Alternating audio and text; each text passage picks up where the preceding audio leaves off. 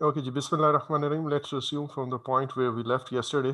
और हम एक्चुअल में अपने कम्युनिकेशन का मैनेजमेंट प्लान बना रहे थे, और उसके लिए हमने ये देखा कि यार, कम्युनिकेशन मैनेजमेंट प्लान के अंदर हम वो तमाम इंफॉर्मेशन डालेंगे जो हमें ये बताएगी कि कम्युनिकेशन कैसे करनी है, कम्युनिकेशन किससे करनी है, कम्युनिकेशन कब कब करनी है, उसका फॉर्मेट क्या होगा, एंड सो ऑन। तो इस रिक्वायरमेंट को सामने रखते हुए जो हमने इस मैनेजमेंट प्लान के अंदर इंक्लूड करनी है, क्या क्या क्या चीज़ कम्युनिकेट करनी है, किसने कम्युनिकेट करनी है, कब कम्युनिकेट करनी है, कैसे कम्युनिकेट करनी है, किसको कम्युनिकेट करनी है, वगैरह वगैरह, ये सारी इंफॉर्मेशन हमने अपने प्लान के अंदर डालनी है। इस इंफॉर्मेशन को डालने के लिए हमें खुद पहले, ये प्लान बनाने के लिए कुछ टूल्स एंड टेक्निक्स यूज़ करनी पड़ेंगी। फॉर एग्जांपल, हम लोगों से मिलेंगे, उनकी कम्युनिकेशन रिक्वायरमेंट उनसे पूछेंगे। उसके बाद हमें कम्युनिकेशन मेथड्स का पता होना चाहिए। आपको याद होगा, हमने कल कुछ बातें पढ़ी थी जिसमें हमने कहा था पुश कम्युनिकेशन एक होती है, एक पुल कम्युनिकेशन होती है, एक इंटरेक्टिव जो है वो कम्युनिकेशन का मेथड है। फिर हमने कहा कि यार, कम्युनिकेशन टेक्नोलॉजीज़ का हमें पता होना चाहिए कि यार, एक गिवन प्रोजेक्ट के अंदर, specially if it's a large project और मल्टीपल एरियाज में लोग हैं, जहाँ पे मे बी कुछ लोगों के पास इंटरनेट नहीं होगा, जहाँ पे कुछ लोगों के पास में भी मोबाइल सिग्नल्स भी ना हो, जहाँ पे कुछ लोगों के पास ये चीज़ें शायद अवेलेबल हों, लेकिन इतना नॉलेज या इंफॉर्मेशन या वो स्किल्स ना हो कि उस टेक्नोलॉजी को वो यूज़ कर सकें। ठीक है, तो ये जो मल्टीपल टेक्नोलॉजीज अवेलेबल हैं, हमें उनका पता होना चाहिए, कम्युनिकेशन मेथड का पता होना चाहिए। फिर हमने कम्युनिकेशन मॉडल की बात की थी कि एक सिंपलेस्ट कम्युनिकेशन मॉडल तो ये है, एक सेंडर अपने मैसेज को एनकोड करता है और वो भेज देता है अपने रिसीवर को, और रिसीवर उस मैसेज को डिकोड करके जो एक्शन चाहिए होता है वो कर लेता है। ये है one way communication kind of thing. और एक ये था, हमने कहा था कि नहीं, एक और कम्युनिकेशन मॉडल है जिसमें हमने फीडबैक जो है वो भी देना है। ठीक है, सो ये हमने डिफरेंट चीज़ें अभी तक पढ़ी। अब हम आते हैं कि अगेन पर्पस अपना माइंड में रखें कि हम एक कम्युनिकेशन मैनेजमेंट प्लान बनाना चाह रहे हैं, और उसके अंदर हम ये लिखना चाह रहे हैं, ये डिफाइन करना चाह रहे हैं कि हमने क्या चीज़ कम्युनिकेट करनी है, किसको कम्युनिकेट करनी है, कब कम्युनिकेट करनी है, कैसे कम्युनिकेट करनी है। तो दैट मीन्स हम एक तरह से कम्युनिकेशन की जो रिक्वायरमेंट का एनालिसिस है वो करना चाह रहे हैं। और ये रिक्वायरमेंट एनालिसिस के अंदर मेनली, जैसे हमने कल कहा था कि जी, कल भी कहा था और परसों जब हम स्टेक होल्डर एंगेजमेंट का प्लान की डिस्कशन कर रहे थे, तो वहाँ पे मैंने कहा था कि यार, ये स्टेक होल्डर्स की जो कम्युनिकेशन की रिक्वायरमेंट है ना, वो हम यहाँ पे इंक्लूड करेंगे। अच्छा, अब और मैंने आपको कल पहले लेक्चर में ये बताया था कि ये याद रखिएगा, कम्युनिकेशन नॉलेज एरिया हम बहुत छोटा सा आपको लग रहा है, कल भी हमने आधे लेक्चर में किया, और आज मैं आपको कह रहा हूँ कि इंशाल्लाह ये कंप्लीट भी हो जाएगा।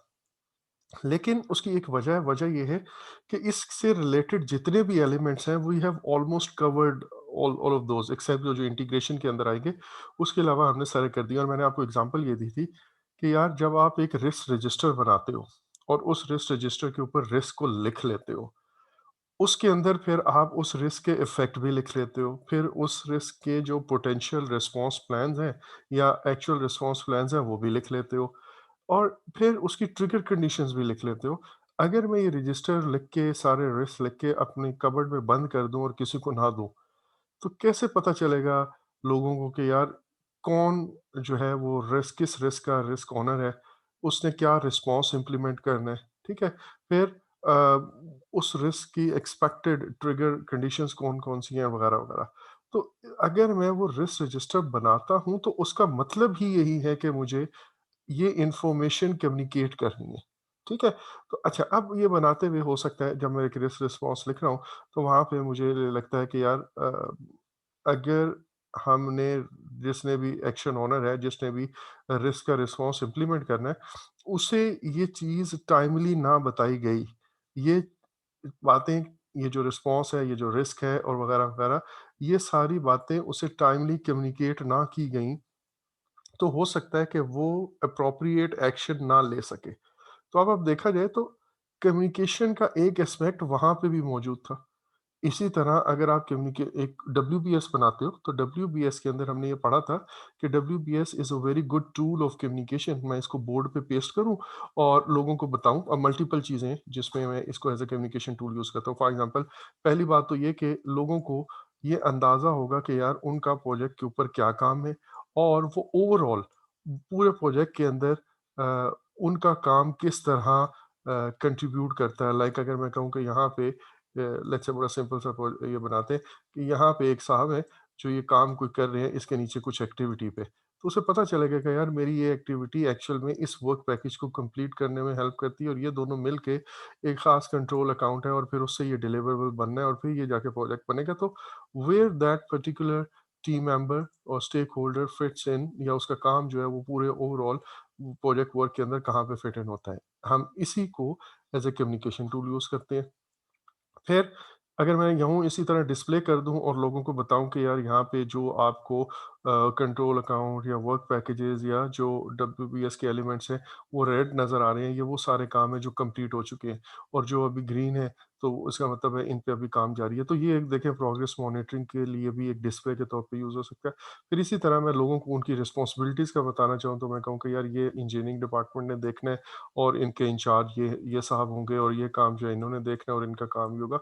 सो इसको मैं इसी डब्ल्यूबीएस को इस तरह भी यूज़ कर सकता हूँ। फिर आपको याद होगा कि हमने अपने कॉस्ट के बजट एस्टीमेट के लिए डब्ल्यूबीएस में ही नीचे वाले एलिमेंट्स को सम अप करके ऊपर लेके गए थे। तो देखा जाए तो इसी तरह अगर मैं कहूँ कि जो वर्क नेटवर्क डायग्राम है वो भी आपको कम्युनिकेशन टूल के तौर पे यूज़ होता है टू डिस्क्राइब कि सीक्वेंस ऑफ एक्टिविटीज़ कैसे होगा।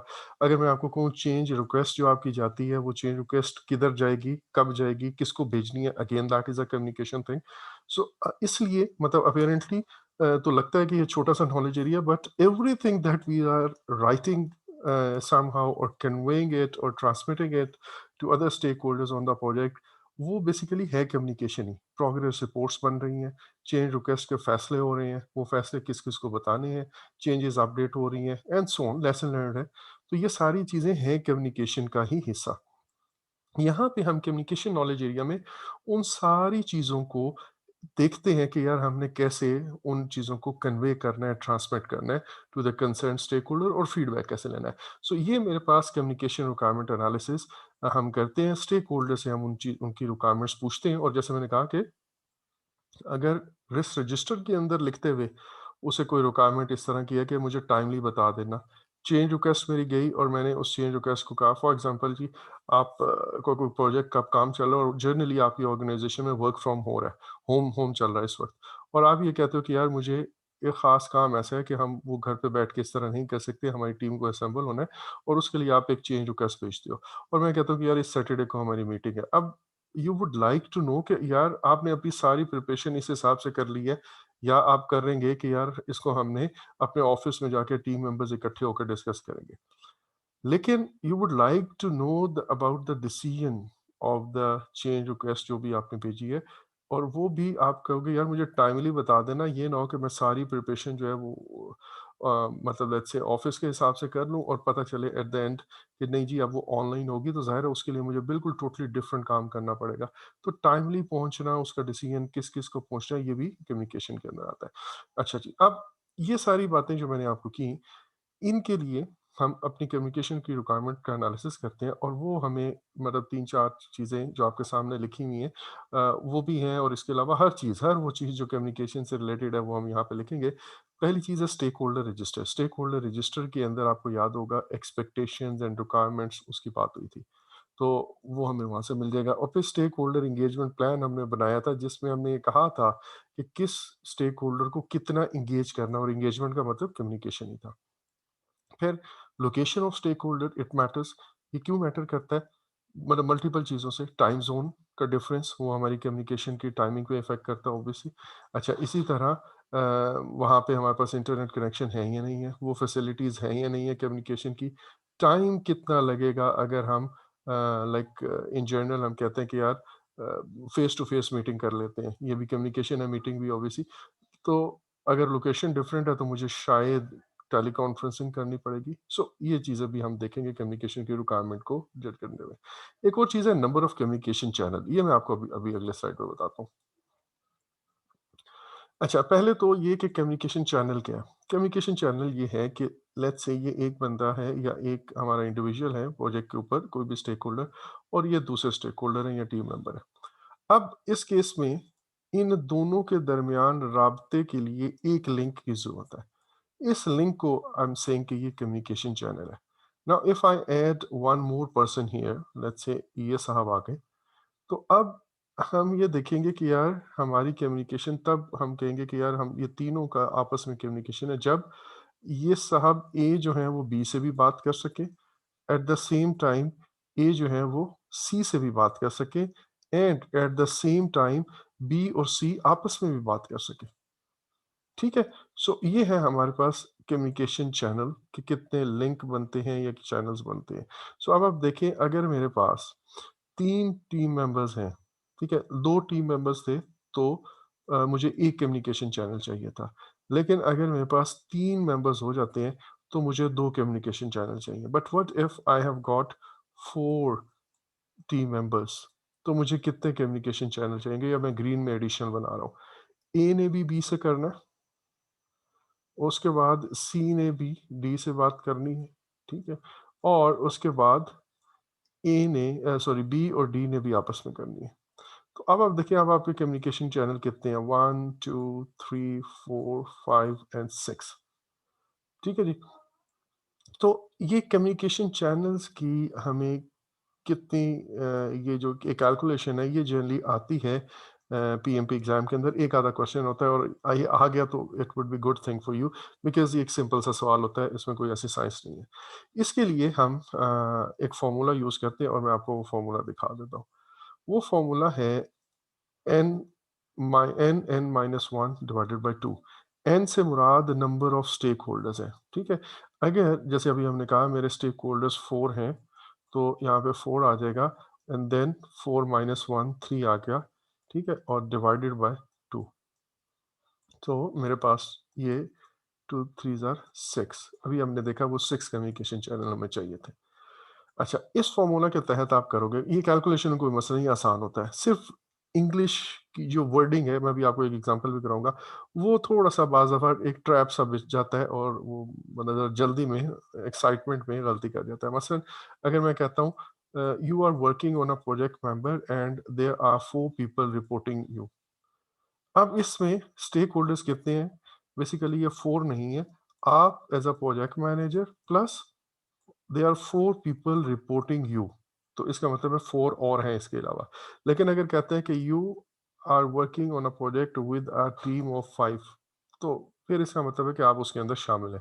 तो उसकी वर्डिंग आपने इस तरह पढ़नी है कि आपको क्लियर हो जाए, ठीक है? और एक और छोटा सा वो उसके अंदर ट्रिक हो सकता है, वो मैं आपको इस एग्जांपल में दिखा रहा हूँ। इस क्वेश्चन का जरा जल्दी से मुझे आंसर दे दीजिए। अस्सलाम वालेकुम दानिश। वालेकुम अस्सलाम सर। जनाब, इसका आंसर बताइए जी।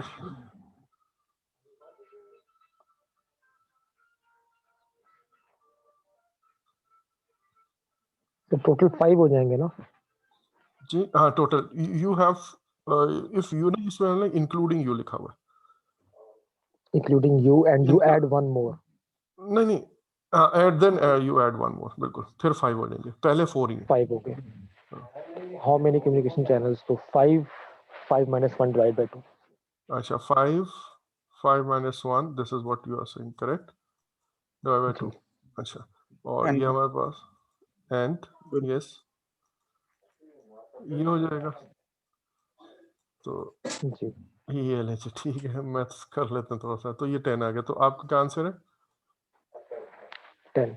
नहीं, ये आंसर गलत है। सोचें, देखें वो क्या कह रहा है, how many more communication channels do you have. N minus one. हाँ, अब इसका मतलब क्या है? इसका मतलब ये है कि हम पहले कितने चाहिए थे मुझे? 4, 4 माइनस वन डिवाइड बाई 2, पहले इतने चाहिए थे, करेक्ट?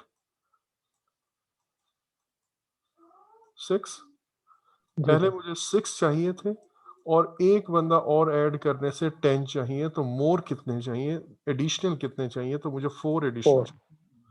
ठीक है, बस ये इतना ही ट्रिक होता है, मतलब क्वेश्चन के अंदर न्यूमेरिकल अटेम्प्ट करने में कोई इशू नहीं है, इट्स वेरी सिंपल। लेकिन उसकी वर्डिंग आपने ध्यान से पढ़नी है। तो आपने ये दोनों चीजें देख ली हुई है कि आप इंक्लूडेड है या नहीं इंक्लूडेड, एक ये पॉइंट, और एक ये जो मैंने अभी आपको बता दिया।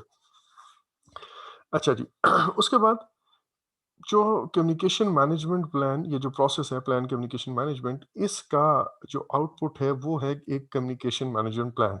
और ये प्लान हमें क्या बताता है? हमने बार बार ये बात की, ज़रा इसको हम यहाँ पे देखते हैं क्या कुछ ये बताएगा। पहली बात, what communication should be prepared, disseminated यानी कि distributed and received among all stakeholder. तो पहली बात तो ये कि कम्युनिकेशन करनी क्या है। जैसे मैं भी आपको कह रहा था, दिस रजिस्टर एक कम्युनिकेशन है। स्टेक होल्डर सॉरी जो हमारे पास इशू लॉग है वो इश्यूज के बारे में अपडेट करता है, चेन लॉग है वो चेंजेस के बारे में अपडेट करता है एंड सो ऑन। तो ये मेरे पास वो इंफॉर्मेशन है जो मुझे डिसेमिनेट करनी है। इसी तरह जो प्रोग्रेस रिपोर्ट्स हैं वो लोगों को बतानी है। इसी तरह कोई फोरकास्टिंग से रिलेटेड रिपोर्ट्स हैं वो बतानी है, ठीक है। कोई स्टेटस से रिलेटेड रिपोर्ट है, वेरिएंस रिपोर्ट्स है, ये सारी रिपोर्ट्स का भी हम आगे ज़िक्र करेंगे किसी जगह पे। तो ये रिपोर्ट्स मुझे लोगों को देनी है। तो ये वो चीज़ है जो मुझे डिस्ट्रीब्यूट करनी है, पहली बात तो ये। उसके बाद how communication should be named and stored, this is very important. देखिए हमारे प्रोजेक्ट पे बहुत सारी ईमेल्स आती हैं, हमारे पास बहुत ज़्यादा कम्युनिकेशन हम एक-दूसरे के साथ करते हैं, लेकिन अगर मुझे एक ख़ास चीज़ या लेटर या ईमेल ढूँढनी है तो हम कैसे ढूँढेंगे? उसके लिए ज़रूरी है कि कम्युनिकेशन स्टोर हुई हो। या तो वो कोई ऑटोमेटेड सॉफ्टवेयर या मतलब कंप्यूटर बेस्ड सिस्टम पे होगा या फिर मैनुअल फाइल्स होंगी। लेट्स से हम मैनुअल फाइल्स को देखते हैं तो हम क्या कहते हैं, हम डिफरेंट ना कैबिनेट्स वगैरह या इस तरह की चीज़ें बना लेते हैं जहाँ पे हमारे पास फाइल्स आती हैं। मैंने एक लेटर लिखा, उसका प्रिंट लिया और उसकी मैंने 2 कॉपीज़ बनाई। ठीक है जी। एक को मैं कहता हूँ ये मेरी ऑफ़िस कॉपी है या मेरी पर्सनल कॉपी है और एक लेट्स से मैंने वो दानिश को भेजनी है कि ये काम काइंडली कर दीजिएगा और मैंने आपको भेजा।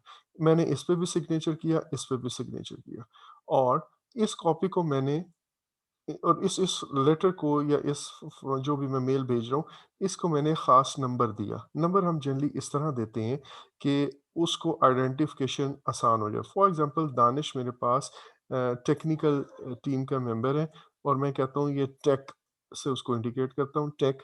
उसके बाद ये मेरे पास जैसे टेक्निकल के अंदर जो आप कह लें ड्राइंग से रिलेटेड बात है, तो मैं उसको ड्राइंग का कहता हूँ और इस ड्राइंग जो मुझे चाहिए, अब वो डिपेंड करता है कि मेरा टॉपिक क्या है, जो लेटर का है। लेट्स से मैं उनसे कह रहा हूँ कि मुझे ड्राइंग्स दे दें, ठीक है? या मुझे मैप दे दें, व्हाटएवर, या ड्राइंग का ये मैं आपको भेजूँ, इसको काइंडली फीडबैक दे दें। अब ड्राइंग से रिलेटेड जितनी भी कम्युनिकेशन होगी, आगे इसका एक लेटर नंबर होगा 134 जिसको आप रेफरेंस नंबर के तौर पे कहते हो। तो अब ये मैंने इसको नंबर दे दिया और इधर मेरे पास डिफरेंट कैबिनेट्स के अंदर डिफरेंट एरियाज़ होंगे या उसके अंदर डिफरेंट शेल्फ होंगे जिसके अंदर मैंने ये मार्क किया होगा कि टेक रिलेटेड ये है जी पूरी कैबिनेट।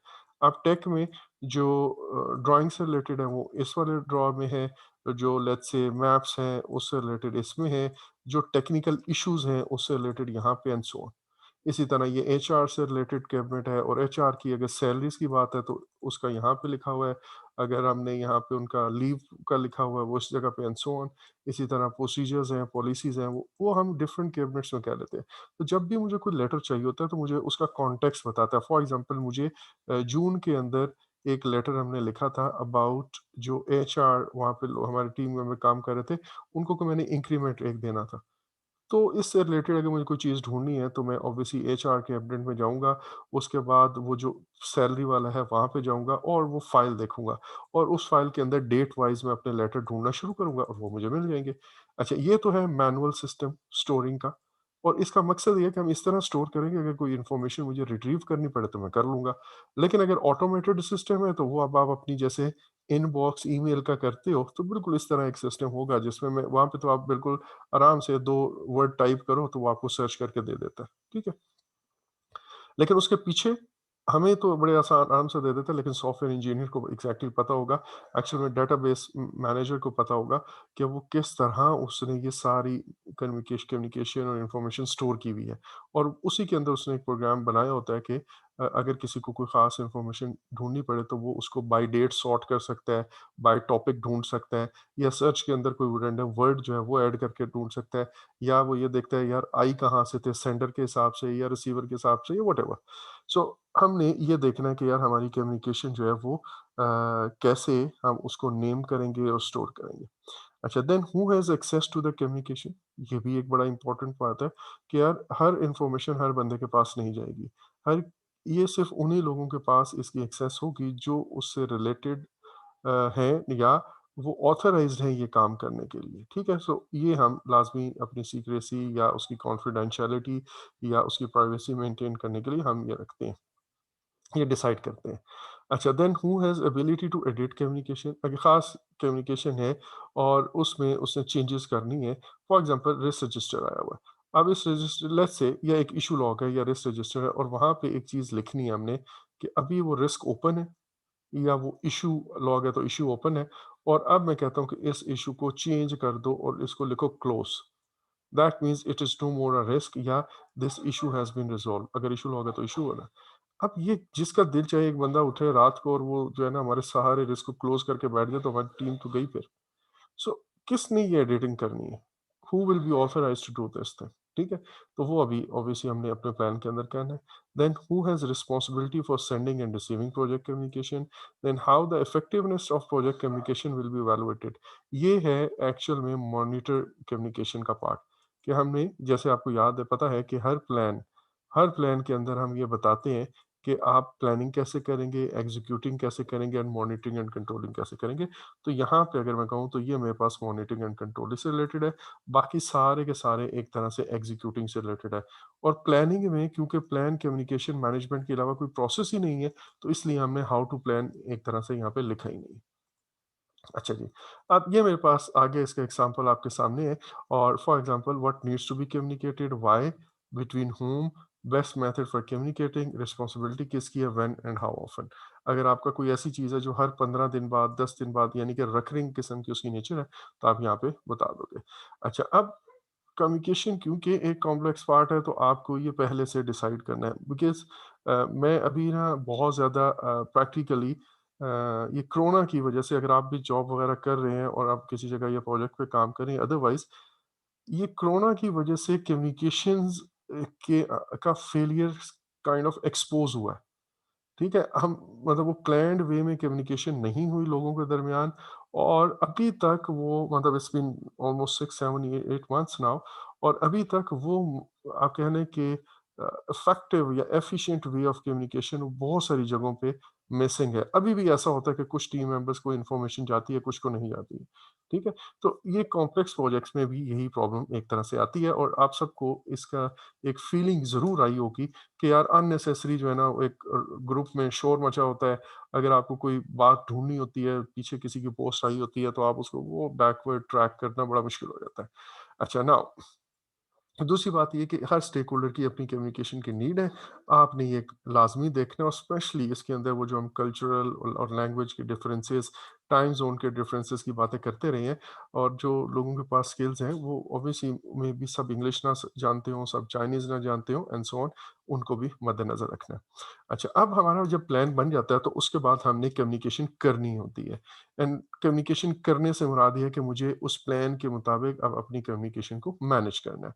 अब मैंने लोगों को रिपोर्ट्स भेजनी है, अब मैंने लोगों को इन्फॉर्मेशन भेजनी है एंड उनसे इन्फॉर्मेशन लेनी भी है। ठीक है?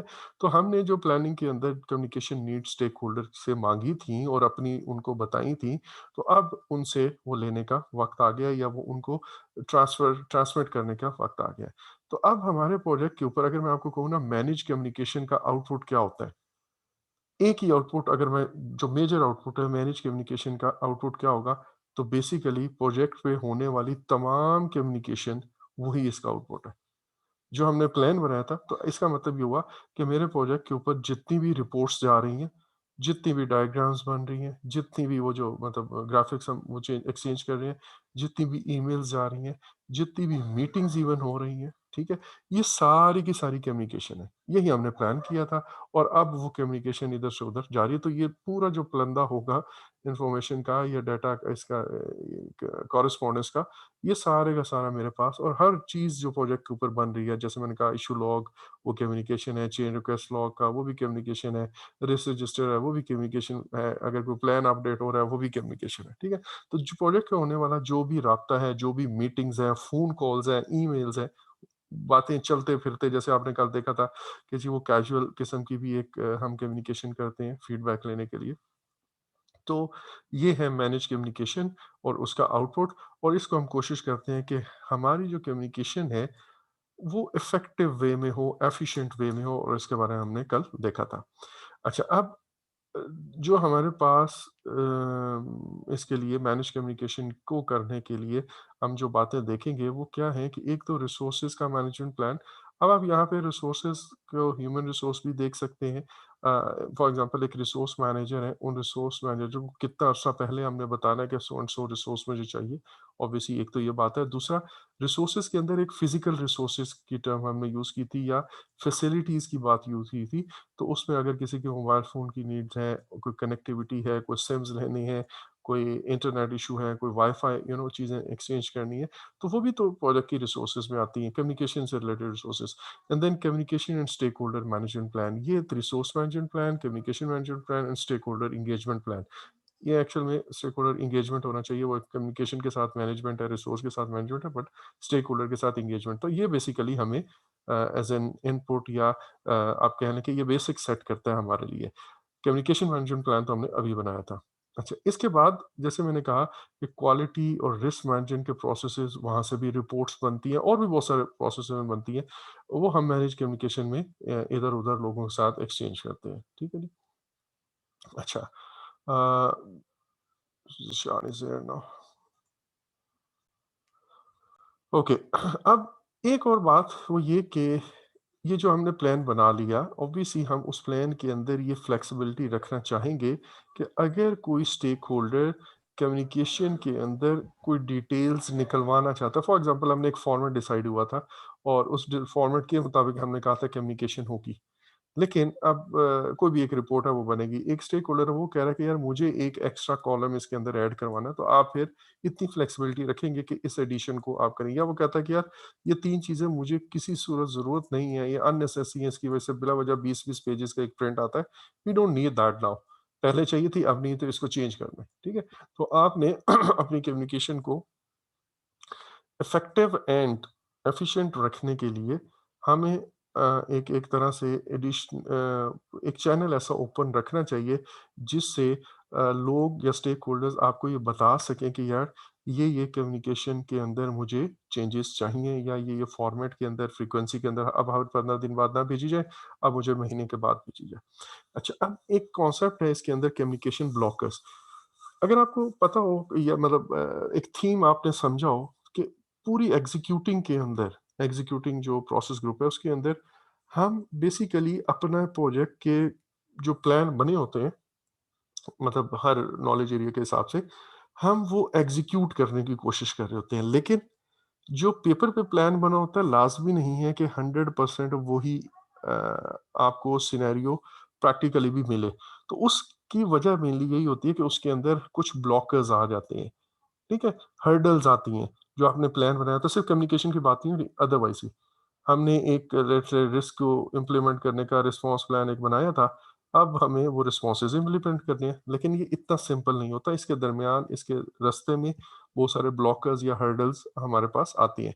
तो इसी तरह कम्युनिकेशन के अंदर भी सॉरी एग्जीक्यूटिंग के अंदर ओवरऑल जो प्रोजेक्ट मैनेजर है, टीम मेंबर्स हैं, वो कोशिश ये कर रहे होते हैं कि वो हर्डल्स को से हट के, बच के, प्लान के मुताबिक आगे बढ़ते चलते रहें। So same goes for communication और कम्युनिकेशन के अंदर भी इस तरह के ब्लॉकर्स आते हैं। ब्लॉकर से मुराद ये है कि हर वो चीज़ जो हमारे प्रोजेक्ट के अंदर जो अननोइंगली या नोइंगली कोई चीज़ जो है ना ब्लॉक कर दे हमारी कम्युनिकेशन को, that means let's say sender जो मैसेज बनाना चाह रहा है, लाइक एनकोड करना चाह रहा है, वो अल्फाज ठीक ना हो या उसका फॉर्मेट ठीक ना हो। दैट मीन्स जो मैसेज ट्रांसमिट होना चाहिए वो उसने वो शक्ल ही नहीं इख्तियार की। दूसरी चीज़ ये हो सकती है कि यार पहुँचा तो सॉरी वो मैसेज तो सही ड्राफ्ट हुआ है, लेकिन दरमियान में चैनल के अंदर कोई हिंड्रेंस आ गई और वो उस तरह नहीं पहुँचा या लेट पहुँचा। फिर उसने डिकोड होना है। अब वो डिकोड होने के लिए यहाँ पे जो आगे साहब हैं उनको वो वाली लैंग्वेज नहीं आती या इसको पढ़ना नहीं आता या उन्होंने उसको सीरियस नहीं लिया, उसमें इंटरेस्ट शो नहीं किया, किसी भी वजह से अब वो उस तरह डिकोड नहीं मीन्स जो इंटेंडेड मैसेज था वो उस शक्ल में वहाँ पे नहीं पहुँचा या वैसे नहीं समझा गया। हो सकता है समझा गया हो लेकिन वो फीडबैक जनरेट करने में गलती हो गई हो या उसको फीडबैक आया ही ना हो या उसको गलत समझ के गलत एक्शन ले लिया गया हो, तो ये सारे के सारे ब्लॉकर्स हैं। इसके अंदर ज़ाहिर है वो सारी चीज़ें जो कल्चरल इश्यूज़ आते हैं और वगैरह-वगैरह वो हम ज़रूर मतलब कहते हैं। और एक जो ख़ास किस्म का ब्लॉकर उसको हम नॉइज़ कहते हैं जिसके हम बारे में हमने कल देखा था। अच्छा नाउ ये जो कम्युनिकेशन ब्लॉकर हैं, वो एग्ज़ाम के अंदर इसके बारे में एक आधा चीज़ पूछी जाती है और वो जनरली इस वर्ड में होती है, what can get in the way of the communication. ठीक है? मीन्स आप जो कम्युनिकेशन कर रहे हो उसके रास्ते में क्या ब्लॉकेड आ सकता है या आपकी नज़र में क्या गलत हुआ होगा? अब उसमें जनरली यही होता है कि एक कोई कम्युनिकेशन ब्लॉकर दरमियान में आ जाता है और जो बात इधर से कन्वे होती है उस तरफ दूसरे एंड पे वैसी नहीं पहुँचती। उसकी क्या वजूहत हो सकती हैं? नॉइज़ी सराउंडिंग्स है, ये एक पॉसिबिलिटी हो सकती है। उसमें जनरली एक सिनेरियो आता है, टीम मेंबर्स काम कर रहे हैं, फैक्ट्री के अंदर बैकग्राउंड में बड़ा शोर है, ठीक है? तो उसने उसको 13 कहा बट ही और शी लिस्टेंड इट एज़ 30 और समथिंग। तो दैट क्रिएटेड अ कन्फ्यूजन। अच्छा, इसी तरह distance between those trying to communicate that also matter, ये भी एक ब्लॉकेड आ जाती है। Then improper encoding of the message, then language, then culture, ठीक है? समटाइम्स जैसे हम वो कहते हैं कि चाइनीज़ के साथ जब आप डील कर रहे हो, तो whenever they say yes, it never means yes, ठीक है? Most of the time it means no. तो ये ऑब्वियसली इस तरह की बातें भी आती हैं। लाइक अगर आप अमेरिकन्स के साथ बात कर रहे हैं एंड दे से हाँ, it might be a sign of, let's say, agreement, but with our in our area it might be it can be an expression of surprise maybe। ठीक है?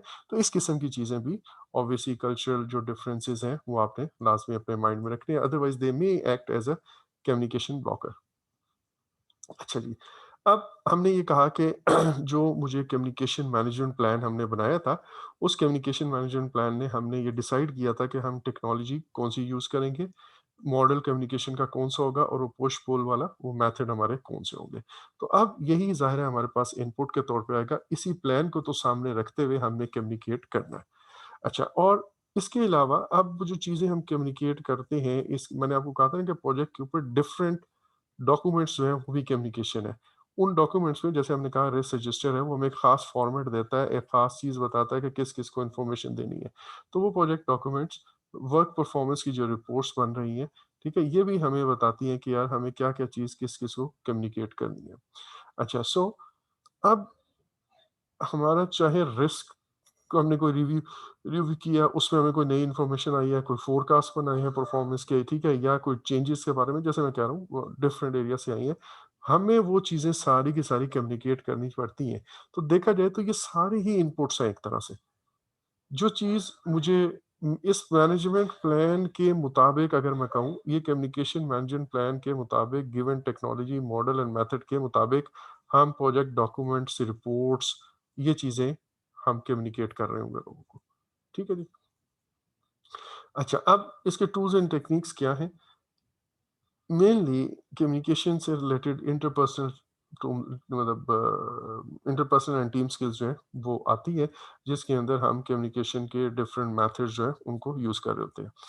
अच्छा, अब अ, हमें प्रोजेक्ट मैनेजर को एंड जो team है हमारी, इन्हें अपनी कम्युनिकेशन की रिक्वायरमेंट को स्टेक होल्डर्स के जो फीडबैक आ रहा है उस फीडबैक के मुताबिक एडजस्ट करना पड़ता है। ठीक है, हमने कम्युनिकेशन मैनेजमेंट प्लान बनाया है, लेकिन if that is not serving the purpose, आपको लोगों के एक्सप्रेशन से ये पता चल रहा है कि यार कम्युनिकेशन वो उन्हें कुछ मजीद इंफॉर्मेशन चाहिए या उनकी कम्युनिकेशन हमसे आहिस्ता आहिस्ता मेल्ट डाउन हो रही है, ब्रेक डाउन हो रही है, वो उस तरह से रिपोर्ट्स नहीं आ रही। तो इसका मतलब क्या है? इसका मतलब है कि शायद कम्युनिकेशन के अंदर एडजस्टमेंट की ज़रूरत है। ठीक है? और इसके लिए हमारे ऑर्गेनाइजेशन के अंदर सॉरी जो हमारे प्रोजेक्ट मैनेजर हैं, टीम मेंबर्स हैं, वो इंटरपर्सनल एंड टीम स्किल्स को यूज़ करते हुए आप कह लें कि सॉफ्ट स्किल्स को यूज़ करते हुए उन चीज़ों को असेस करेंगे और अकॉर्डिंगली अपनी कम्युनिकेशन की नीड को या अप्रोच को चेंज करेंगे या टेलर करेंगे। अच्छा, इसी तरह जो कल्चर ऑफ द ऑर्गेनाइजेशन है, political environment within the project है and its stakeholders exist, ये सारे के सारे हमें रेगुलर बेसिस पे असेस करते रहना चाहिए सो दैट वो जो हमने प्लान बनाया था उसके अंदर कोई चेंजेस की ज़रूरत है, कोई अडॉप्शन की ज़रूरत है तो वो हम कर सकें। अच्छा जी। अच्छा, उसके बाद एक और है मीटिंग्स, और मीटिंग्स के अंदर meeting is a communication basically, ठीक है? अगर मैं कहूँ कि मीटिंग क्या है, तो meeting is a communication, it is a way of communication, ठीक है? अब मीटिंग के बारे में कुछ इंपॉर्टेंट पॉइंट्स हैं, ज़रा इनको जल्दी से देख लेते हैं। कोई ज़्यादा कॉम्प्लेक्स चीज़ें नहीं है, बट आपको पता हो कि सबसे पहले आप मीटिंग जो करते हैं उसका एक टाइम लिमिट सेट करें और फिर उसके साथ रिस्ट्रिक्ट रहें। ये नहीं हो कि आप 3-3 घंटे फ़िज़ूल में या 4-4 घंटे सुबह जो है ना लोगों को लेके बैठे रहें। अगर आपने 5 आवर्स डिसाइड किए हो तो 5 आवर्स आवर्स होने चाहिए। 1 आवर डिसाइड किया तो फिर मीटिंग 1 आवर की हो। अच्छा, अब उससे पहले उस मीटिंग के अंदर क्या डिस्कस होगा, वो आप टीम मेंबर से, स्टेक होल्डर से मिलके वो एजेंडा पॉइंट्स जो है वो डिसाइड करें और फिर उस एजेंडा आइटम्स को लोगों में, जिन लोगों ने उस मीटिंग के अंदर आना है, उनको बताएं कि ये टॉपिक डिस्कस होंगे। इससे क्या होता है कि जिस भी पर्सन से रिलेटेड वो टॉपिक होता है वो अपनी प्रिपरेशन करके आता है। अदरवाइज़ आप मीटिंग में अनप्रिपेयर्ड चले जाते हैं लोग, और वहाँ पे बॉस या जो भी लोग मीटिंग में, वो कहते हैं कि अच्छा यार इसमें कितनी कॉस्ट आई है, और वो साहब को पता नहीं होता, जो कॉस्ट रिलेटेड पर्सन है, कॉस्ट मैनेजर है, उसको आइडिया ही नहीं होता कि कॉस्ट कितनी है। वो कहते हैं सर मैं आपको चेक करके बताऊँगा। तो उस मीटिंग की वो इफेक्टिवनेस नहीं रहती है। अच्छा, फिर उस एजेंडा के अलावा इधर-उधर ना जाएँ, कोशिश करें वही टॉपिक्स जो हमने डिसाइड किए उसी पे हमने रहना है। अच्छा, लोगों को अगर आपने किसी को बताना है कि यार वो ये काम, जैसे अभी मैंने एक बात की कि ये इन्फॉर्मेशन लानी है तो वो लाएगा साथ अपने। अगर किसी को आपने ये बताना है कि यार वो इवन चाय-पानी का बंदोबस्त कौन करेगा, ये भी बता देंगे। कौन इस मीटिंग के नोट्स लेगा, वो भी आप बता देंगे। इस मीटिंग को चेयर कौन करेगा एंड सो ऑन। ये सारी की सारी बातें आपने पहले से बता देनी है। अच्छा, फिर आप कोशिश करें कि राइट पीपल को एक साथ इकट्ठा करें। मीटिंग का ये मतलब नहीं होता कि आप सबको इकट्ठा कर लें। मीटिंग के अंदर कोशिश करें कि जहाँ पे लोगों को एक साथ बिठाना है, जिनको एक साथ बिठाने की ज़रूरत है, उन्हीं को बिठाएँ। Unnecessary 2 conflicting unnecessary 2 conflicting personalities वाले लोगों को एक साथ क्यों आप बिठा रहे हैं, बिला वजह, ठीक है? अच्छा, और इवन इसका ये भी मतलब है कि यार एक बड़ी टेबल है, उस कॉन्फ्रेंस टेबल में यहाँ पे वो चेयर हो रही है और एक साहब यहाँ पे हैं, एक साहब यहाँ पे बैठे हुए हैं एंड सो ऑन, और एक इधर कोने में बैठे हुए हैं। अब लेट्स से ये कोने वाले भी अकाउंट से रिलेटेड हैं और इधर एक साहब ये भी अकाउंट से रिलेटेड है। अब बाकी दरमियान में दूसरे लोग बैठे हुए हैं, तो कोशिश करें इनको साथ बिठा दें। अब उन्होंने जो भी डिस्कस करना होगा वो इधर से इधर आपस में पूरा टेबल जो है ना उनको वो डिस्टर्बेंस क्रिएट की होगी। अगर आपने इस किस्म के ड्रामे मीटिंग्स के अंदर होते देखे हों तो you would understand what I mean. फिर chair and lead the meeting with a set of rules. अब किसकी जो चेयर मीटिंग कर रहा होता है उसका क्या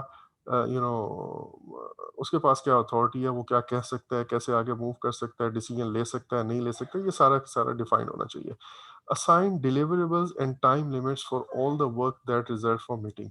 होता ही है कि मीटिंग का एक मकसद होता है, उस मकसद में आप डिस्कशन करते हो और उसके बाद आप कहते हो कि यार ये एक्शन डिसाइड करते हो। अच्छा यार ठीक है, अब हमारी डिस्कशन हो गई। Now mister Danish would work on this thing, और ये मुझे हमारी नेक्स्ट मीटिंग से पहले या 15th ऑफ अक्टूबर से पहले ये सो एंड सो काम करेंगे। तो ये हम टाइम लिमिट एंड जो डिलिवरेबल्स हैं या जो एक्शन आइटम्स हैं वो हम इसके अंदर डिसाइड करते हैं, और फिर इस मीटिंग के अंदर जो कुछ भी डिसाइड हुआ उसको फॉर्मली डॉक्यूमेंट करें in the minutes of meeting, और उन मिनट्स के अंदर आप लोगों को फिर वो बाद में सबके साथ ये जो जितने भी टीम मेंबर्स हैं उनको दिखा भी लें कि सर यही बात हुई थी ना, आप इससे एग्री करते हैं या नहीं करते, और ये रिस्पॉन्सिबिलिटीज उसके अंदर लोगों को टास्क असाइन हुए थे, और उसके बाद सारों को वो डिस्ट्रीब्यूट करते हैं। सारों से मुराद यहाँ पे ऑल कंसर्न्ड है। अच्छा, अब हमने कहा कि जैसे मीटिंग भी एक कम्युनिकेशन है, प्रोजेक्ट के ऊपर होने वाली रिपोर्टिंग भी एक कम्युनिकेशन है, बाकी जितने डॉक्यूमेंट्स एक्सचेंज हुए हैं वो भी एक कम्युनिकेशन है। और कम्युनिकेशन का एक मेजर हिस्सा जैसे प्रोजेक्ट के ऊपर वो रिपोर्टिंग से रिलेटेड होता है। अब रिपोर्टिंग के अंदर वर्क परफॉर्मेंस रिपोर्ट्स, ये हम monitor and control project work जो कि इंटीग्रेशन नॉलेज एरिया का प्रोसेस है, वहाँ पे हम इसको ज़रूर पढ़ेंगे। तो वहाँ से ये डब्ल्यूपीआर्स मिलती हैं और डिफरेंट स्टेक होल्डर्स को जाती हैं, ठीक है? इसी तरह जो हमारी प्रेजेंटेशंस हैं, ब्लॉग अपडेट्स हैं, डिफरेंट रिपोर्ट्स हैं, जितने भी कम्युनिकेशन मैनेजमेंट प्लान के अंदर हमने जो कहा हुआ है, वो सारी कम्युनिकेशंस भी प्रोजेक्ट रिपोर्टिंग की ही ज़ुमरे में आती हैं कि ये प्रोजेक्ट पे हुआ है और ये नहीं हुआ। अच्छा, रिपोर्ट से रिलेटेड कुछ बातें जो आपको एग्ज़ाम के लिए ज़हन में रखना ज़रूरी है, वो क्या है कि रिपोर्ट जो आप भेजते हो, तो उसके अंदर जिस तरह की, जिस फ़ॉर्मेट में और जिस detailed desired required level of details by stakeholder है, उसके मुताबिक ही आपने कम्युनिकेशन करनी है। अगर एक ने टैबुलर फॉर्म में आपको एक ख़ास डाटा या इन्फॉर्मेशन आपसे माँगी हुई है या कोई रिपोर्ट माँगी हुई है, तो आप उसको उसी तरह दें। किसी ने ग्राफ़िकल वे में बताई हुई है, तो आप उसको उसी तरह दें। जितनी माँगी है, जब माँगी है, उसी हिसाब से आप इसको दोगे। Report should be designed for the needs of the project. लेकिन इसका एक और भी मीनिंग है, ठीक है? स्टेक होल्डर माँग रहा है, आपको याद होगा कि स्टेक होल्डर हमने ये पढ़ा था कि स्टेक होल्डर की सारी रिक्वायरमेंट को हम एंटरटेन नहीं करते। हम ये देखते हैं कि यार ये जो स्टेक होल्डर ने रिक्वायरमेंट हमें रेज़ की है, ये रिक्वायरमेंट, ये जब हम कलेक्ट रिक्वायरमेंट प्रोसेस पढ़ रहे थे, वहाँ पे हमने ये बात की थी। ये रिक्वायरमेंट इट शुड ऐड और contribute positively towards the project. अगर वो